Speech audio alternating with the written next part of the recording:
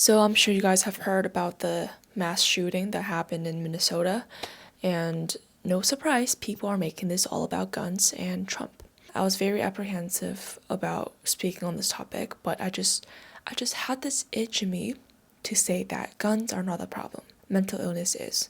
Coming from the shooter's manifesto, it is clear that there's a motive, and it is clear that he was mentally ill. He wrote, "Due to my depression, anger, and twisted mind, I want to fulfill a final act that's been in the back of my head for years." And then we got the target practice of Jesus and the demonic mirror drawing that he did, and these notes written on the gun and magazine threatening the president, hateful Jews, Catholics, and Jesus. What more do you need to know that this was a hate crime towards Christians and that he was mentally ill? What more do you need? You just can't deny that. Ignoring these signs of mental illness and blaming on guns is misplacing the responsibility. Of course, we have the left attacking the right and mocking prayers. There are literally dead children out there, and you're mocking prayers. And then you use this opportunity to talk about getting rid of guns. They will literally point to every single direction but the actual issue that is right in front of their eyes. Like, you have to realize there are so many gun owners out there, right? But not everyone wakes up one day and is like, I want to go shoot some children today. I know gun owners personally, and I have a gun, but you don't see us going out shooting people. Why? Because we're not mentally ill. Because at the end of the day, the individual makes a choice. The gun doesn't. The gun itself can't do anything.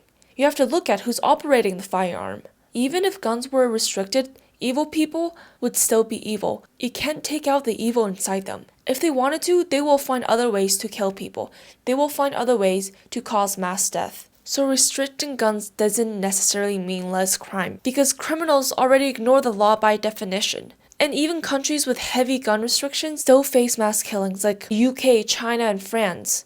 I fear that people forget that shootings is a subset of mass killings. There are other ways to cause mass killings. For example, bombings, arson, stabbings, cars driving to crowds of people. And those are just some of the methods. And the people can get creative with their methods. So taking away guns won't change the intent. It will just change the method. And yes, people say that guns are more efficient and more deadly than other weapons when it comes to mass killings. Yes, that is so true. Firearms are efficient. And that's also why normal citizens and civilians need them. Calling for a gun ban is also saying that we need to take guns away from the people who will do good with it. Since these mentally ill criminals will find other ways to cause mass death and to accomplish what they want, taking guns away from normal citizens like us is not fair. They can find other ways to kill, but then it leaves us in this vulnerable place because we can't protect ourselves. A responsible armed person can stop a shooter in seconds. For example, there was a shooting that happened in a church in Texas in 2017, and a civilian named Stephen Williford, I believe, with an AR-15 stopped the church shooter and saved many lives. So in that case, the gun was in the right hand. That's what we want. Again, it's not about the gun, it's about the person who wields the gun.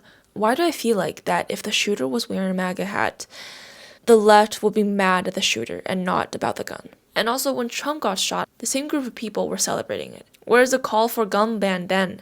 There's obviously a double standard. And someone pointed out that there seems to be a pattern of trans shooters. I don't want to villainize all trans people. I know a lot of people on the right are saying how we shouldn't allow trans people to own guns and stuff.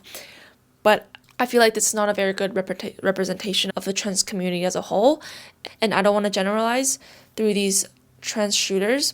And I'm not saying that every mass shooter is a trans person, but there's obviously a pattern. How can you just look at it and ignore it?